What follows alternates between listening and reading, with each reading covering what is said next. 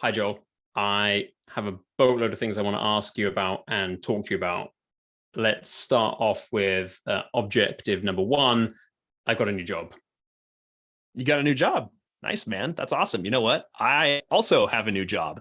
No way. The funny thing, I do. And what's crazy is that, it's been a year and a half since we've hit the record button and recorded an episode, and we haven't spoken at all, right? Not right, once, right. Because unless we hit record, we don't talk. Or realistically, what happens is we do talk, and we often then cut those conversations short, saying, "Oh, hey, whoa, this would be really good to record." And we've done that for a year and a half. We've cut conversations in half that we should have had by saying, no, wait. We'll do that, and we'll record it. We'll do that on a podcast.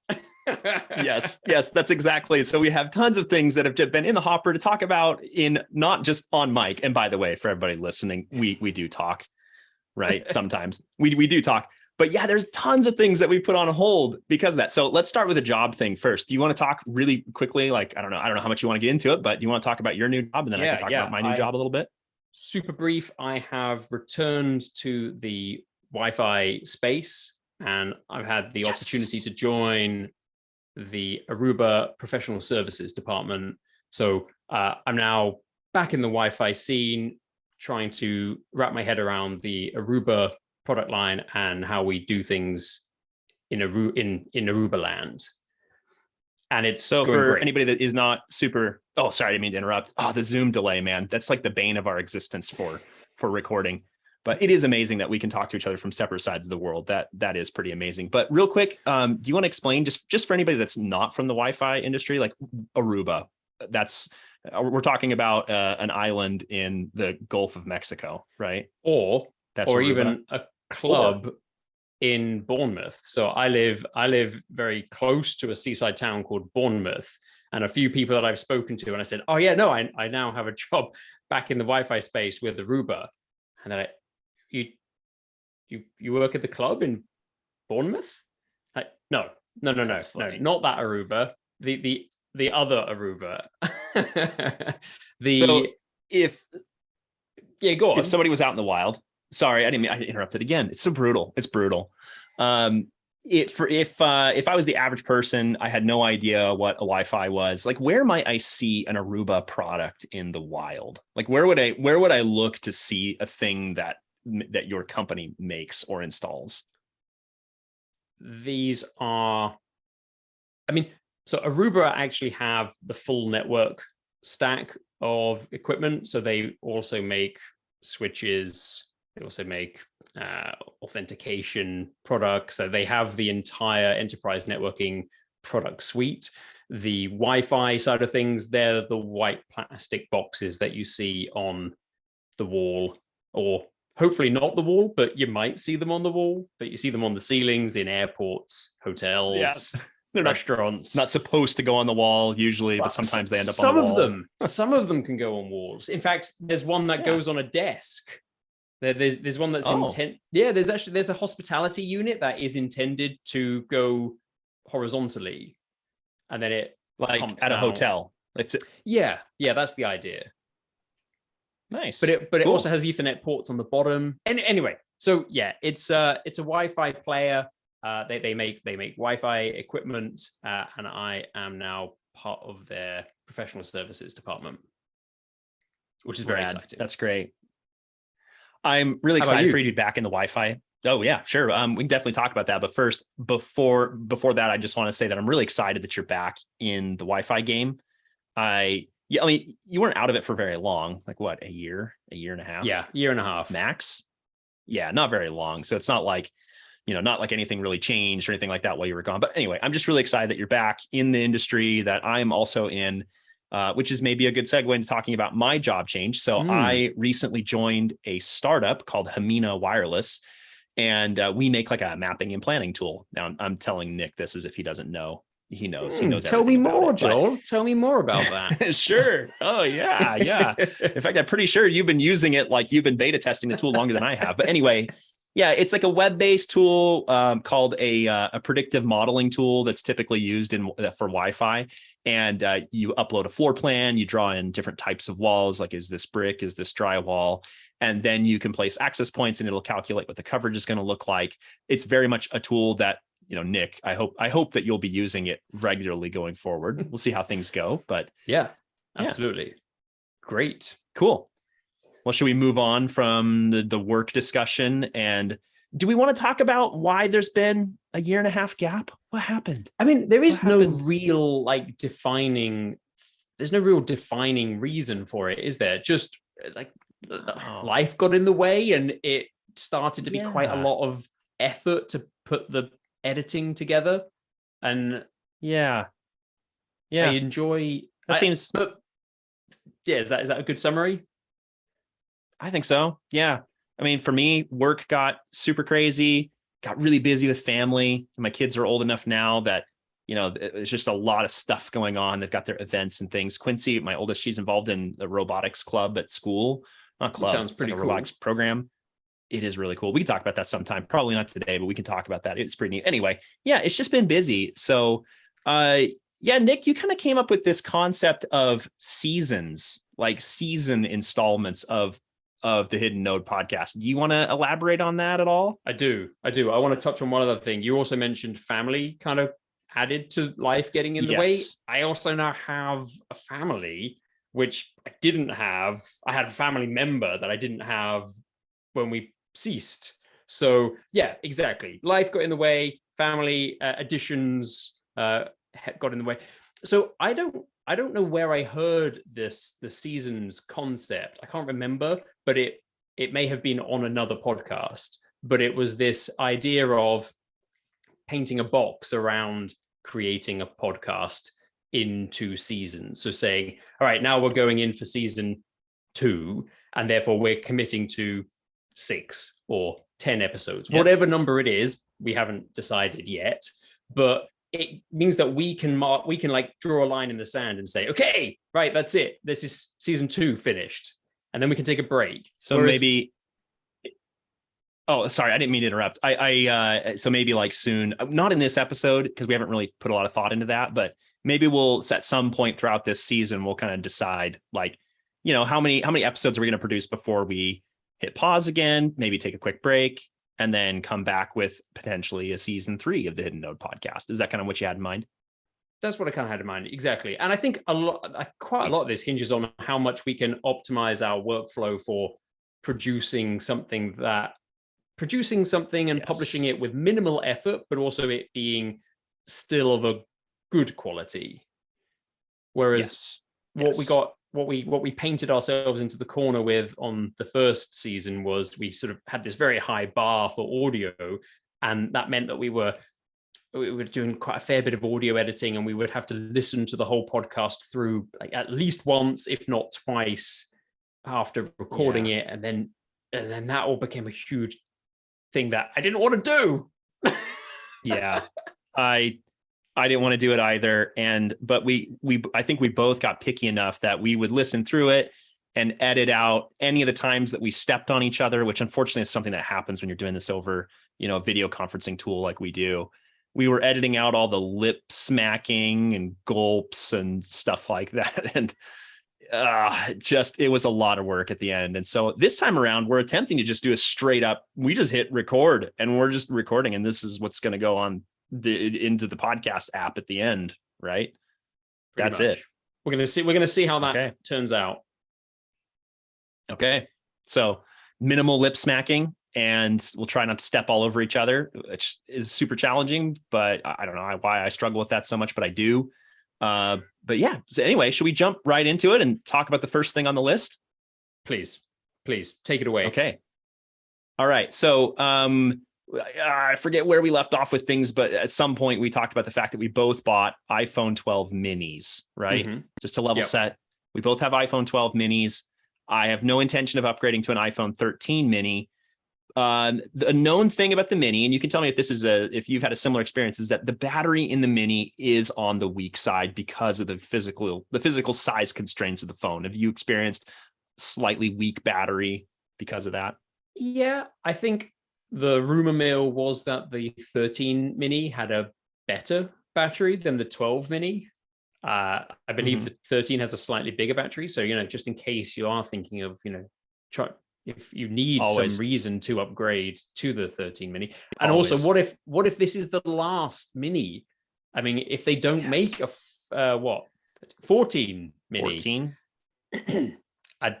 Anyway, Yeah. yeah, sure. The battery life is not astonishing, but then, I mean, for me, my previous phone was the SE 2011. Was it? Yeah. Yeah. Whatever 2011. it was. So 2017. 2017. Yeah. Yeah. Whatever. Yeah. That didn't have a Doesn't great matter. battery either. Yeah. Well, especially because it was just an aging device at this point. And the thing that occurred to me the other day is I recently had some travel for work for my new job, went to a couple conferences. One of the conferences was Cisco Live in Vegas. And in Vegas is, it's long days. You're using navigation constantly. You're using Lyft constantly or other rideshare apps. It's very, very taxing on your battery. And I realized coming up to this conference, I was like, I don't think I'm going to have a good time with battery life. Now, when I'm at home, my battery makes it through the day, no problem. Now, if I sit on Instagram and look at Instagram Reels all day, which let's face it is like recycled TikTok, that'll drain the battery in no time. And having the limited battery life kind of keeps me from doing that. I'm like, hey, I need to use my phone for productive stuff and not just sit there and look at stupid, mindless stuff all the day that consumes the battery. But for these longer days when I'm at a conference, I realized that I needed something to get me through the days. And so I decided to pick up one of the MagSafe batteries. Now, if I remember correctly, the first place I ever saw a MagSafe battery, I think it was with you. I think you have one, and you've had one for a really long time, right? I had one at WPC in 2022. I think so. Yeah. So this year you had one. You don't have it anymore? Yes. Oh, yeah. No, I still have it. Yeah. You do. And it's great. You do have it. Okay. And I have exactly the same thing. When I'm at home, the iPhone 12 mini battery doesn't present any kind of inconvenience, but it's fine. Introduce travel, and then suddenly it becomes noticeable because I'm relying on the phone more. It's not on Wi-Fi. It's doing a lot of cellular. I regularly would rather use my cellular connection than bad hotel Wi-Fi. I use my phone for navigation around a city that I don't know. I'm going to hail an Uber with my phone. I'm like using it as my main portal. So I absolutely hammer the battery, and I do suffer from battery anxiety if literally everything I need on my business trip is coming from my phone and my battery is hovering around 20%. That makes me totally uncomfortable. Yeah. Okay. Well, here I actually saw one of my worst fears come true. Somebody else experienced one of my worst fears. Is Quincy and I mentioned the forementioned robotics thing that she's involved with at school. We went to a competition in Oklahoma, and we decided to go bowling. One of the teachers was like, hey, let's do a little team building thing. Let's go bowling. So we went bowling with all the kids, and we got a bunch of Lyfts and Ubers to get over there. Well, on the way back, one of the other parents, she had an iPhone. She had a standard iPhone 12, and she called a Lyft. And while we were waiting for the Lyft, her battery went to zero and the phone shut off. Like, she absolutely bottomed out the battery on the phone. And fortunately, I had the MagSafe battery with me, and I was able to lend it to her. And which that's another discussion. I need to talk about that, the lending of the MagSafe battery a little bit. But that's like my worst. That's like my worst nightmare if I'm traveling is I go to call a Lyft and my battery is on its last legs and I don't get back to the hotel before my battery totally dies. So I start experiencing battery anxiety at about 20%. I think most people start experiencing battery anxiety at like 2%. Really? I think. I think my so. Battery anxiety starts around 50. Like as soon as I'm if I'm away from the house and the batteries get like even I don't know. It's not like I'm going to sound as though I've got this really big problem with battery anxiety. It's not like a serious problem, but I'm aware of if I'm lower than 50%, I know I'm on the latter half of that battery's juice availability. You know what, Nick? You're not crazy. Actually, now that I think about it, for me, it's about 40%.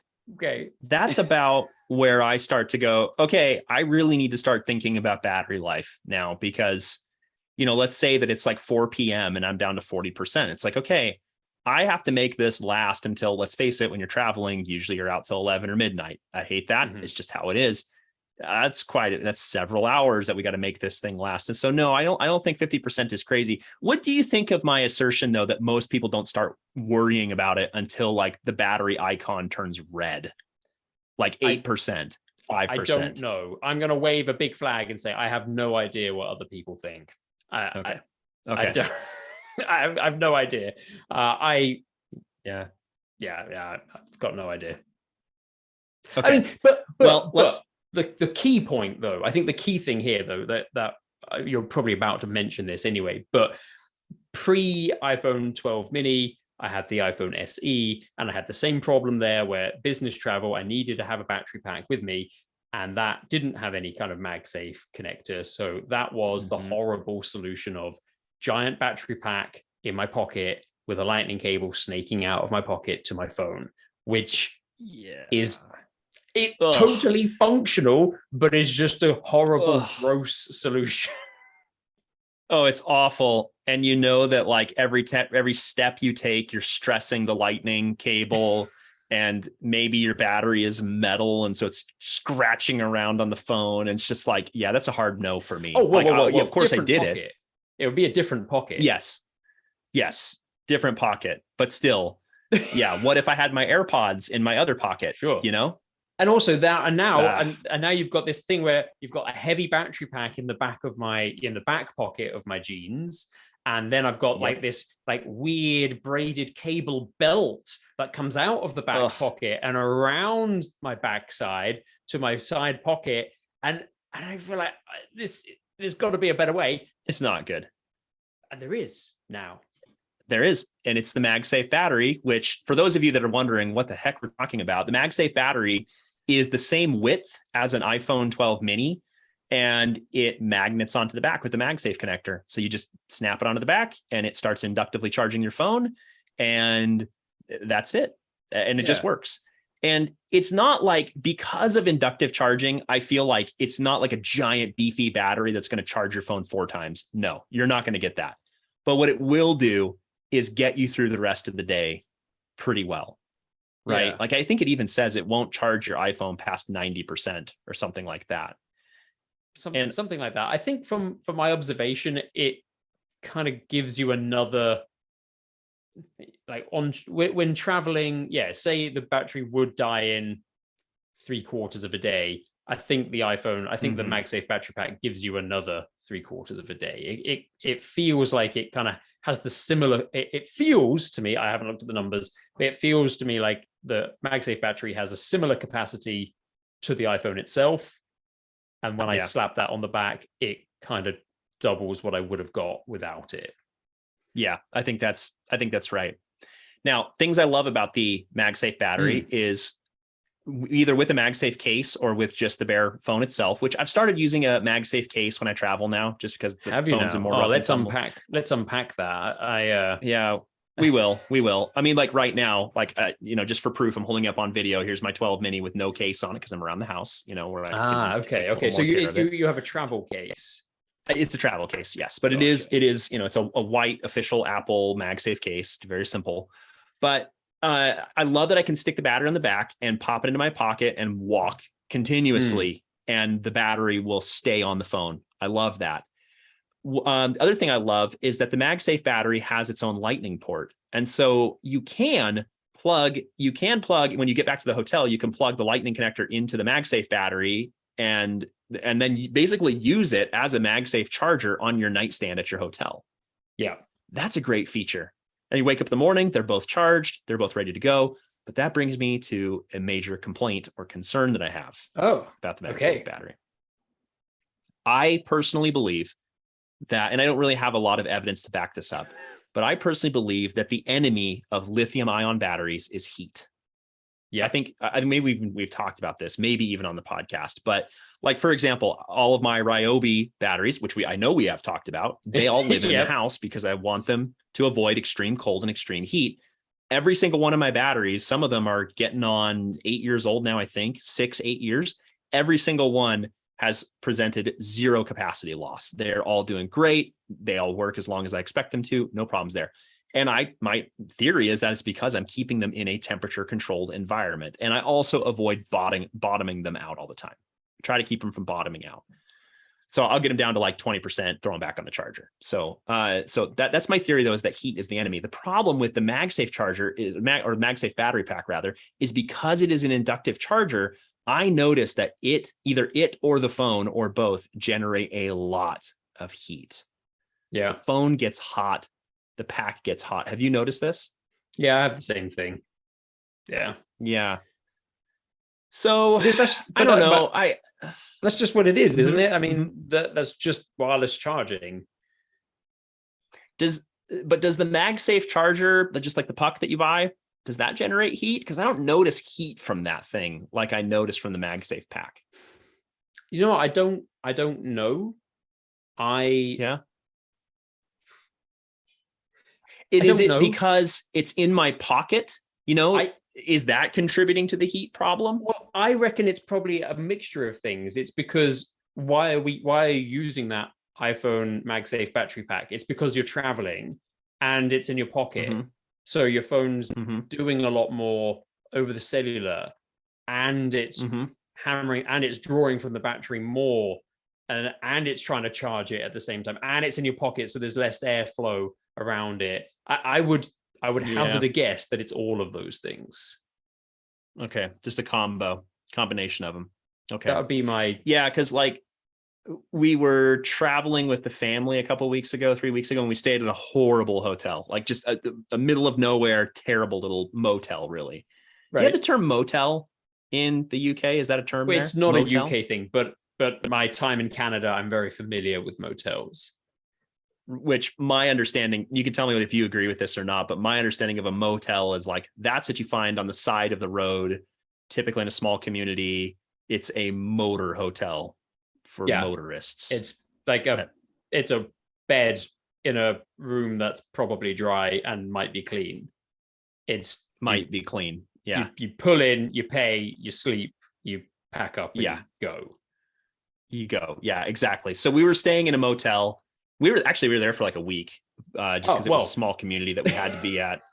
So, so much for the pack up and go thing. That's where you went wrong then, Joel. That's where you went wrong, because you stayed at a motel for more than one night. Yeah.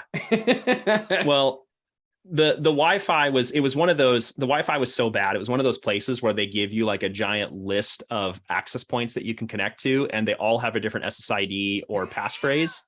That's fantastic. Instead of and the APs were actually outdoor. They're like old, like easily 15 years old.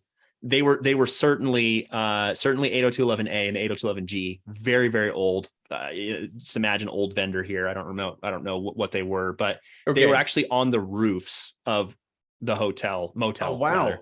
So really bad. It's the outdoor in method. Yeah, not good. So I ended up using, there was actually 5G coverage there, which, to me, that doesn't necessarily mean speed. That could have been low band or something like that, 5G. But I ended up using that. We tethered like crazy the whole time, because, I was still doing video calls and doing some work, and kids are tethering their iPods and their switches and stuff. And one thing that I noticed is that even on the nightstand, if I used the MagSafe battery charger to charge my iPhone while it was tethering, the whole thing was just over there, just melting a hole through the nightstand. So that's something that I experienced, like, even if it's not in your pocket or whatever. So anyway, do you think we beat the MagSafe thing? Have we taken care of that? Pretty much. I think the last thing to comment is I also think it's a fantastic product. I really like the fact that it becomes my travel MagSafe charger, because now I don't have to have a MagSafe charger dedicated to coming with me on business trips. Yes.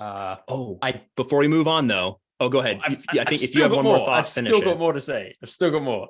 Okay, great. Do it. I'll be quiet. All I was going to say was, I think it's a fantastic product. It still doesn't look or feel great when it's on the phone. It's much, much preferable than the Snake to my back pocket with a even bigger, bulkier battery pack, but it's still noticeably hunchback, ugly and big when it's on there. Yeah. But I don't really.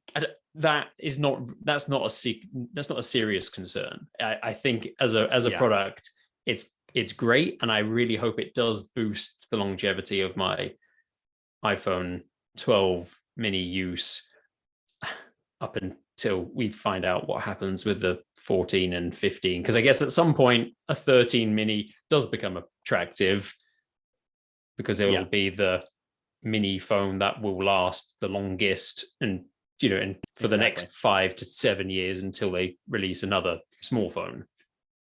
Yep. And I'm 100% in the same boat with you, where I don't really want to buy a new phone for the sake of having a new phone, but I like the form factor. I like the way it looks. I like everything about it except for the camera bump. That's the only thing about it that I don't love. Yeah. But I want to keep this phone as long as I can. And unfortunately, keeping this form factor as long as I can might mean when the iPhone 14 comes out, and if the rumor mill is true and we don't get a 14 mini, then I will probably be buying a 13 mini as they're on the way out. I hate that, but I want to keep that form factor as long as I can. So last thing on actually, go ahead. I've just got a question. Do you think, I'm going to highlight my ignorance here. I'm going to expose my ignorance here in terms of wireless charging. But do you think when you have a MagSafe case, so the MagSafe case has a ring of magnets inside it as well, right? So that's what makes the magnetic attraction of the MagSafe battery or MagSafe puck continue to work, because those fields have been extended and boosted by an additional set of magnets in addition to the ones that are in the phone. But presumably the distance between the coils has increased because there's now a case in the way. Oh, so are you saying that could generate more heat? I wonder whether that could, I don't know about introduce more heat, but it would introduce more loss, maybe? Maybe so. Which I guess is heat. Maybe. Yeah, I guess that is heat. That's a great question. If anybody knows, let us know. I would love to find out, because when I'm traveling now, I'm rocking a case on my phone, which again, that's more heat insulation as well, right? Yeah. The glass back is no longer exposed to bleed off some of that heat. So that could be part of it, is that the case is introducing a bit more. Interesting. But what we do know is that using a case with a MagSafe battery or MagSafe charger is, fully, Apple supports that, right? Because they literally make MagSafe cases. So and I think I was just one more thought. Yeah, no, I was just going to say, Rosemary, my partner, has a non-Apple case that's MagSafe supporting, and compatible. Yeah, exactly, and it works perfectly well with hers as well. Okay, good to know. So the last thing I want to hit on really quick before we move on from the MagSafe battery, is the pros and cons of it being a conversation piece. Several times while I'm traveling, I'm usually with colleagues or customers, or other parents from a school outing or something like that. Most people, when they see me put my phone down on the table or something at dinner, I'll take it out of my pocket to try to let it breathe a little bit and cool down a bit. To let it cool down. yeah, just let it breathe a bit. And everybody's always like, "Oh, what's that? What's that on your phone?" And then I say, "Oh, it's a battery." And then, of course, without fail, they extend their hand out, expecting me to hand it to them so they can look at it. Okay, no problem. They look it over, and then, of course, what do? Well, they pull out their iPhone 10 and try to snap it on the back. It doesn't work, and they go, "Oh, it doesn't work with mine." Or they pull out their iPhone 12 or 13 and snap it on the back and go, "Wow, that is so cool." And then they proceed to not hand it back. And then they leave it on their phone and they charge their phone with it. And meanwhile, I'm sitting there going like, "You have my battery that I was charging my phone with." To one point where one parent on the trip that we took actually said, "Hey, Joel, so-and-so's phone is dying. Give me your battery pack." And I'm like, "Oh, okay, sure." And me not being a jerk, I take it out of my pocket. I hand them the battery. And then they're like, "Oh, cool, thanks. I'll get it back to you later tonight." And it's just like, but you took my battery pack. That was my battery pack. Can I have my battery pack, please? Yeah, I'm gonna burn the building down of the you took my battery pack. Like, and so that literally happened. That my battery pack disappeared for the rest of the night, and I got it back. But Nick, you know how I am. I don't want my stuff scratched up. Like I watched in horror as the parent with the dying phone tried to put it on the back of they had like a non-Apple case, a non-MagSafe case. And they put the battery on the back, and then it didn't stick like they thought it would. And they almost dropped it on the pavement in front of the bowling alley. And I'm just like, oh, it's my brand new battery pack. So anyway, you're one of the few people in the world that I am confident will understand the internal struggle I'm having. Like, don't be a jerk, but it's my battery pack. Don't be a jerk, So anyway, that's one of the other downsides of the MagSafe pack. That's an interesting one. I've not had the interest. I've not had someone say, "Oh, what's that?" and that scenario. But I have had, "Oh, can I borrow your battery pack?" And of course you can borrow my battery pack. But it was at. The battery pack's only got 70% in it, and my phone's at 30%. I mean, it's fine. It's fine. You take it. But maybe only 10 minutes worth. I don't know. So I have experienced that, but only like once or twice. I guess the simple solution is buy two. Buy two, one in the left pocket, one in the right pocket. So what's that? Oh, it's a MagSafe battery pack. Here, I have a spare. And now you're everybody's friend. So there is that. So really one thing I've kind of resigned myself to. Exactly. Yeah. Like put a sticker on one to remember which is which. I've kind of decided that, I keep my devices nice. My laptop, I keep in great shape. My phone, I keep in great shape. Every nick and scratch I put on it, it makes me, I feel terrible. I stress about it. But I've kind of decided that I probably need to let go on the MagSafe battery pack and just allow it to get knocked around and beat up, probably by other people who want to borrow it. And it's fine. You see the struggle, Nick? Do you hear it? But you're right though, because at the end of the day, it's a battery. It's a battery. And I think you're right. I think it is nicely, it has got a nice housing, and it is a nice product, but it doesn't need to be, because it's like, whereas the phone is the screen. Like, obviously, if you crack the screen of your phone, that's a problem, because that's your interface to the device. Yes. And you look at it every day. Yeah. And if you crack the back of the phone, well, that's the bit that you're going to touch all the time. So that's a deal breaker as well. But the battery, like, that's purely... You scuff it up a bit. Does it matter? Well, it's still going to be upsetting, but in the grand scheme of things, it probably doesn't matter so much, does it? Probably doesn't. Plus, the ability to bail somebody out of a tough situation. I mean, your phone dying when you're traveling these days is catastrophic. That's bad. But having the ability to have this magical little brick thing in your pocket that you can hand to somebody and say, "Here, problem solved," that is pretty cool. Yeah. So where do we land on this? Do I just need an attitude adjustment? I think that's what it is. I think I need to adjust my attitude. Or keep the phone in your pocket and just not talk about it. Don't let people see it. Show it. Don't tell. Yeah, there's and then when they're like, "Hey, Joel, do you have that battery pack with you this time?" You're like, "No, sorry, I forgot it. I left it at home this time." Yeah. Shucks. Well, what's that thing that I saw on your phone 2 minutes ago? Oh, that was a case, not a battery. Yeah, no, that was a case. Yeah. Yeah, it was just the thing. I don't know, that does have risk of being a different type of jerk, but yeah.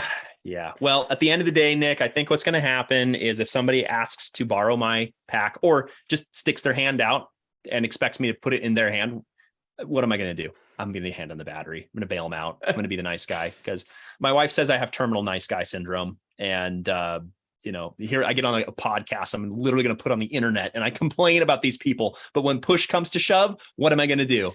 I'm going to feel bad for him. I'm going to hand him the battery. And I think I am going to adopt the mindset that this is a bit of a statement here.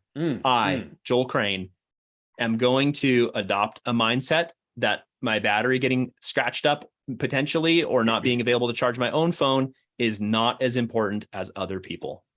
Other people are more important. And so I will hand them my battery. okay, I don't want to drag this out anymore, but do you not think though, if your phone is in danger of running out, like I wouldn't go as far to let someone else juice their phone if my phone was genuinely at risk of cutting out. Situational dependent. I think it just depends. It depends. I think so. That's when you ask the question, like, what's your battery at? What's my battery at? Yeah. It's situational dependent. I think that's acceptable. Okay. Well, this may be like one of the biggest issues that we have unearthed. One of the most serious moral issues that we have unearthed on the Hidden Node podcast is, do you hand your MagSafe battery to somebody else or do you not? So I don't know. Something to think about. All right. We should probably move on. We're going to move on. We've really. You use Alfred? Have you ever used Alfred? But I do. I have not used Alfred, but I have used Spotlight extensively to its fullest capability. So why do you ask, Nick, as if I have no idea where you're going with this? Because I have this thing that I want to share with you, and I'd really appreciate it if you could pretend for the next 10 seconds that you don't know what I'm going to say. I don't. But I love Spotlight on my Mac so much. I use it all the time, but there's a few limitations that I wish I could get around. Nick, if only there was some way you could get around that. So brief backstory. I enjoyed Spotlight. It did a lot of what I wanted. And Spotlight, by the way, if you're on your Mac, Command Spacebar brings up a launcher. And what we're talking about here are the app category is launcher. So a quick way of getting the applications or function or a question answered or do something for me. Anyway, so or there was 75.2 divided by 3 is something that I do all the time with Spotlight. I do math I use it as a calculator, for example. So anyway, continue. Alfred wasn't a Spotlight alternative. It did some things better than Spotlight and some things not as well. I think the nice thing with Alfred was that you could have these plugins, which people could write scripts as Alfred plugins. Then you could download those and then you could build new functionality into Alfred, which was pretty good. But like the one niggly thing I think with Alfred was probably currency conversion. So whereas Spotlight did currency conversion natively, Alfred didn't. And then you could get a workflow for a plugin. Oh, that's right. The Alfred plugins are called workflows. Anyway, you could do that and then it would work, but you had to remember the magic combination to invoke that. I discovered some weeks or months ago a younger, fresher take on the launcher app, and this app is called RayCast, and downloaded it, really played with it a little while. At the moment it's free for individuals. You pay if you want to use it as a team of people and share snippets. I think that's the deal there, but we'll see how long it lasts as being free. But I've got to say, our RayCast is great. It's snappy. It does a lot of the things that Spotlight can do, but it also does a whole bunch of other things natively that's really great. Time zone conversion, currency conversion. You can hook into Apple scripts. Shortcuts. So on Big Sur and Monterey, if you have shortcuts that you've created on iOS, they sync with your Mac OS. So for example, I have an Apple shortcut to turn on the lights in the office. Well, I didn't have to write any code for this to work. I was able to just use RayCast to invoke that shortcut, which I created on my phone, but then it ran on the laptop and turns the lights on and off. Okay, I want to come back to the shortcuts thing, but okay, Nick, I have not used RayCast at all. Let me go get RayCast really quick. RayCast. Right, no, sorry, we can stop the charade now. We can stop the charade. Oh, wow. This is very full featured and does many things that I love. I suddenly, in the last 10 seconds, have had plenty of time to use this and am very impressed. What do you no, think?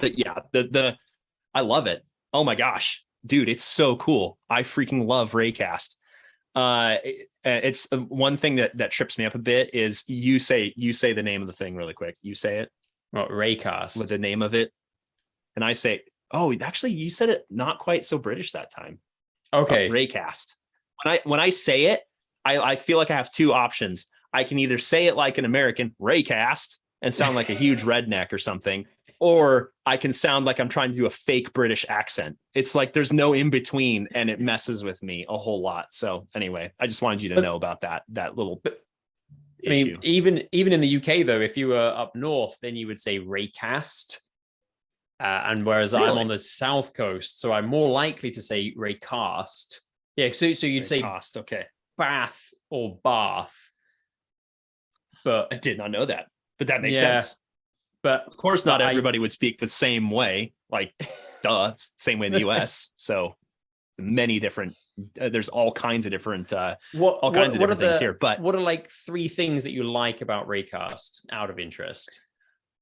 I love the extensions. So the extensions are the number one thing. So for example, right now I am using an old Apple ADB keyboard. This is the keyboard that shipped with the Apple II GS in the late 80s. And it's a really nice little mechanical keyboard. There are no media playback controls on it. So what if I want to pause Spotify? I cannot do that from this keyboard. But with RayCast, I can do Command Space, pause, spot, and bam, there it is. There, I was able to install an extension to pause Spotify. It's going to be difficult for me to reach and find two other things because I don't think I've quite got to the power user stage that you have yet. Although to circle back to what you were saying about shortcuts, that is awesome to know because I do have some shortcuts on my iPhone, and knowing that there's I would assume I have to go get an extension for that. Is that correct? I need an extension. Probably. Or is it built in? It might even just be there. Let me try it. There it is. Yeah.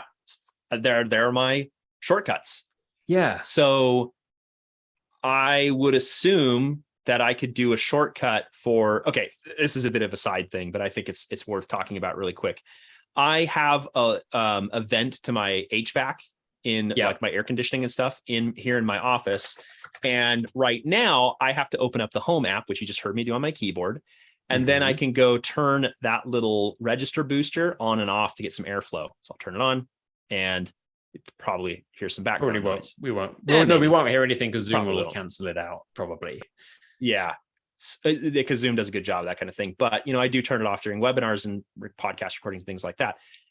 I'm annoyed that I have to go into the home app to open that up. And so finding out that all I need to do is create a shortcut to do that, which I know I can do, and then invoke that from RayCast, that's phenomenal. I love that. I will absolutely use that. So, so I know I only gave you like one thing, extensions. That's all I have so far. The calculator is better. The calculator is definitely more flexible. So there we go. There's two, and three would probably be, I don't know, man, but it's great. No. I do have one. I absolutely do have a third one. Which is the window management. Oh my gosh, window management. Yes. Being able to say almost maximize a window. That is brilliant. Oh my gosh. I love it. I use it all the time. So yeah, Command Space, almost maximize. And that makes the last window that I touched almost fill the screen. Beautiful. Okay. Love it. So, and I think that leads nicely into, I think one of the reasons that RayCast really appealed to me was that it was one app that replaced 3 or 4 of other apps that I had that were doing things. So window management's one. I used to use, what did I use? Size Up and then Moom for a while. Magnet. Yeah. I'm sure I've messed around with them all, but so RayCast has the same functionality in there, and you can invoke those either by typing a command or you can assign keyboard shortcuts to those same actions. So you can replace, I was able to replace my window manager. RayCast also has a clipboard manager inside it. So that replaced my Pastebot app for doing clipboard history. It also has a snippet manager. Now, the snippet manager is not as I don't think the snippets function inside RayCast is as good as Pastebot, but again, it's already there. It's already in the app. So I am using it now. What else has it got? Things like you told me about the clipboard thing, man. You told me about that, but it took me just now. I opened up RayCast, and sorry about the loud keyboard, but I went clipboard history, enter, boom, there's my clipboard history. Phenomenal. That's great. Yeah. I didn't even know that was there. So anyway, continue. But I have all of these. I have all of those functions set up with keyboard shortcuts. So for me, a paste but look through my clipboard history is Command Shift V, and then it'll pop up the RayCast window, and I can look through the last few things that I've copied. Which, nice. big game changer. Yeah. I'm a big fan. Thank you for introducing it to me. This episode of the Hidden Node podcast is not sponsored by RayCast, but once again, RayCast, if you're listening, we would love to, if you could have Ray reach out to us. Ray, just get in touch. So I guess the deal there will be, though, I wonder how long it will be until they start turning the screws and, asking for money, because then I'll have a really tough time weaning myself off that app. Yeah. But let's say that you could purchase it, that it was not a subscription model. Would you pay $20 USD for this?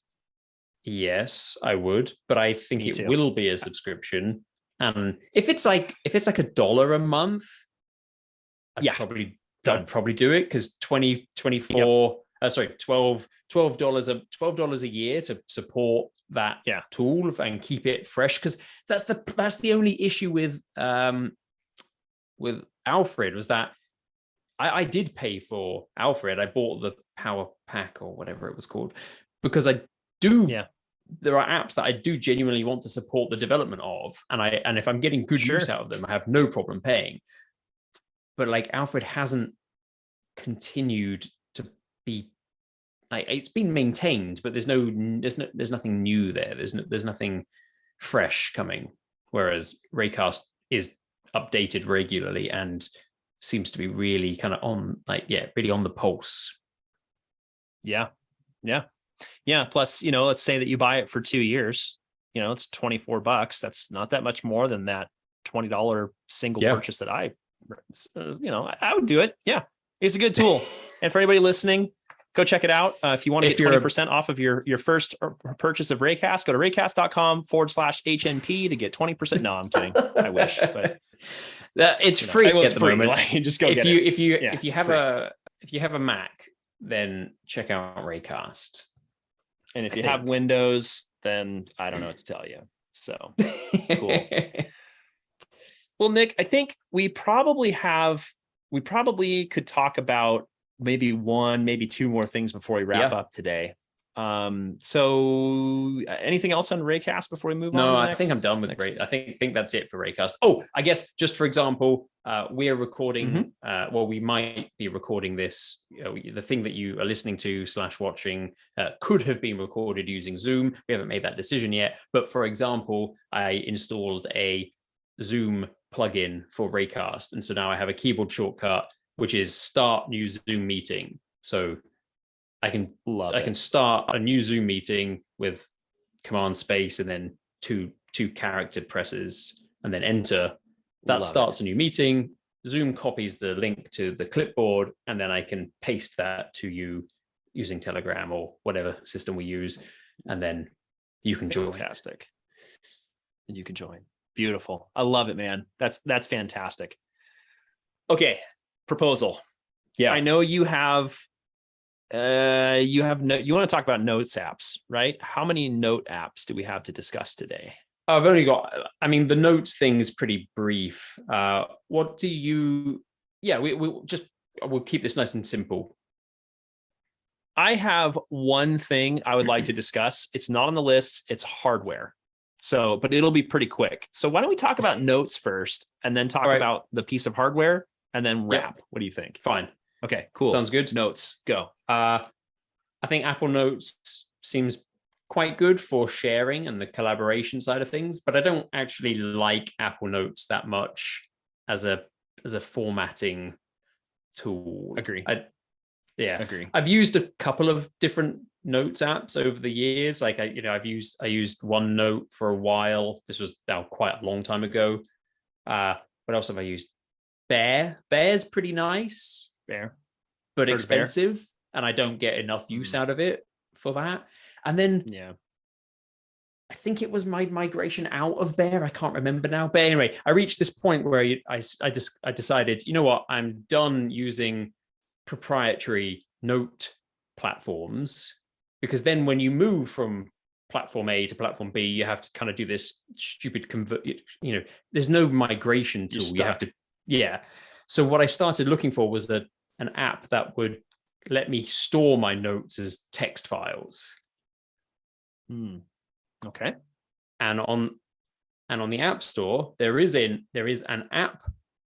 There is a notes app called IA Writer. Okay. And it's not cheap. Writer. You have to buy it. I think you have to buy it for laptop, iPhone, and iPad. I think they charge you 3 times. But ooh, ouch. I think, but it is a Markdown compatible notes app.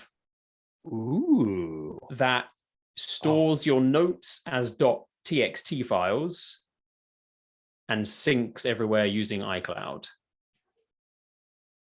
And okay, so it's in. I really like it. I love the idea of a Markdown based notes app. That is awesome. What I don't love is that the mobile app is $50. Did you maybe that's, I don't think I paid quite that much, but maybe it is one purchase on iOS then. I guess that's iPhone and iPad. Okay. $50 for a piece of software is not a big deal especially if it's if you get it on everything. Well, I don't, you'll have to look into that. I would guess that $50 will buy it for iOS. And then you may have to buy it again for macOS. Okay. But good research project to look into. I guess what I would say to you there is, don't forget that you can return software on the App Store. Yep. So if the concept and the screenshots and the description of this app do appeal to you, I've been using this for about a year now. I don't regret spending however much I did on the iOS and macOS apps. They were not cheap, but they were one-off purchases, not subscription. And you're on mute. Come back. Well, yeah, here I am. Depends on whether we use the Zoom audio or our third-party audio. That's right. One thing that's been happening is I have one neighbor that has a gas mower. I have a gas mower, and I have one neighbor with a gas mower, and of course they're mowing right now. They have been for a while. I can't hear anything. Hitting the mute. Good. I think we should go with the Zoom audio. Oh, that's let's my compare gut. after we're done recording. Yeah. We'll compare after we're done recording, and maybe next episode, if we remember, we'll let people know which one they heard on the previous episode podcast. So that's it for Notes app. But I think I've been holding on to that one because I wanted to share it with you, but I thought the concept might appeal to you. Oh yeah, and I guess the other thing is just to say that because it's Markdown, you can even embed images into these notes, but those images don't just live inside the note. If you drag and drop an image into your IA Writer window, it copies the image to that folder, and then what you have is a Markdown link to that image. So the image goes into the folder along with the text file or .md file, depending on whichever you prefer. I think you can configure it either way, but it will render .txt as Markdown if you want it to, and that's what I'm doing. So I'm just going to read this review from IA Writers that IA Writer has on there in the Mac App Store. My favorite iOS app for writing in Markdown, without question, is IA Writer. IA Writer is just beautiful. To me, it is the gold standard for Markdown syntax styling, an elegant champagne flute. That's IA Writer for me by John Gruber. That's pretty great review. That is a pretty great review. But he might be slightly biased though, because didn't John Gruber, isn't he like, he was partially involved, he was involved in the creation of Markdown standard, I think. Oh, well, I'm pretty sure John Gruber was, wasn't it? I'm sure. John Gruber. No relation to Hans Gruber, I hope. I'm pretty sure he. Oh yeah, one of the inventors of the Markdown markup language. But he, I don't know if he had any involvement with the app. But if the creator of Markdown likes the app, that's a pretty great review. I'm glad that you knew that connection, because I just saw some guy named John Gruber said that. That's cool. Well, not understanding. John Gruber's the he writes articles. He's the guy behind Daring Fireball website and hosts an Apple podcast as well called The Talk Show, I think. Okay. Good to know. Neither of which I pay much attention to, but sure. But I do know. But what I will say is that of all of the, I hate WYSIWYG text editors with a passion. I think they're horrible. I put up with them at most, but I don't like them. Markdown is my absolute favorite way to format text. Now on macOS, I use Macdown is the one that I use. I don't know if it's the best one out there. It's just one I stumbled into, but yeah, maybe someday we'll talk more about Markdown and what we like and don't like about it. But yeah, cool. Do you mind if we move on to the last thing before we wrap? Let's do it. Okay, cool. The fact of the matter is I need a real Windows machine for work. Because I need to understand the relationship between the touchpad as well as third-party mice on Windows and how they relate to my company's web application, which is Hamina Network Planner. I need to understand, what does the trackpad do? What happens when you hold down the control key? I needed these things. And so unfortunately, even a virtual machine on my Mac does not make the cut for that, because I need real hardware to do that. Yep. So I bought a Windows laptop, and it'll be here. Today is Saturday. It'll be here on Monday. Okay. I bet you're really excited about that. You know what? I actually am, because this is a Windows laptop. Don't get me wrong. I'm a Mac guy. I like Mac OS. I don't think it's quite as bulletproof as it used to be. And I also thought Windows 10 was pretty decent. This is going to be running Windows 11. So that's going to be a little jump for me to finally get to Windows 11. So I don't hate Windows as much as I used to, and I don't love Mac OS as much as I used to. They've kind of both moved towards the middle, but I'm still definitely Mac OS preferential. But anyway, the laptop though, the laptop itself is something I've wanted to own for a very long time. Do you have any guesses on which model of laptop I would go for? Do you care to hazard a guess? And feel free to say no if you don't want to. I don't, but only because I know nothing about any of the Windows laptop players out there. Yeah, players. I just don't know anything about them. Yeah. Okay, cool. Well, no worries then. I decided to go for a used, not brand new. I decided to go for a used Lenovo ThinkPad Carbon X1. Because to me, well, first off, it's very simple. The design is simple. It's straightforward. There's very few gimmicks. ThinkPads have been gimmicky in the past. There have been some ThinkPads out there that just had a lot going on them. And, they're not really gimmicky, just very complicated, fussy. Okay. The Carbon X1, I think there's 9 generations now. So I bought a 6th gen. So it's definitely not new, but it's got 16 gigs of RAM. It's got a quad HD display. So it's not like a 4K display, but it's up there for resolution. It's good high resolution display. An i7, it should be a pretty decent machine. So anyway, I just want to let you know that it's something that I've been wanting a Carbon X1 for a long time, because it's the closest thing to a MacBook Pro, I think, on the market. Yep. You've got the Surface Pro, which to me is more of a tablet. It's closer to like an iPad Pro, but it runs Windows, which is weird to me.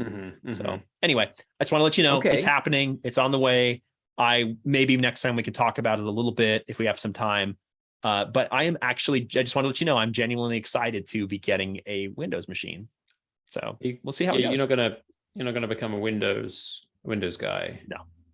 No, because I don't get me wrong. Like I said, I like Mac OS less than I used to, and I like Windows more than I used to, but I still am so much more at home in Mac OS. Even simple things like getting a screenshot.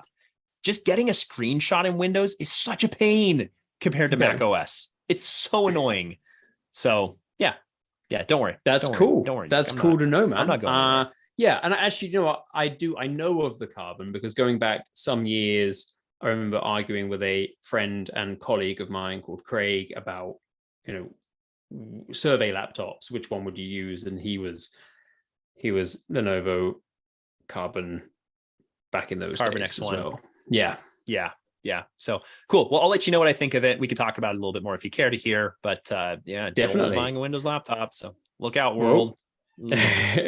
And of course, I've got lots of 3D print things, but I think I wanted this episode to be a little bit clean of 3D printing, because I know that when we get onto 3D printing, it might consume the entire block.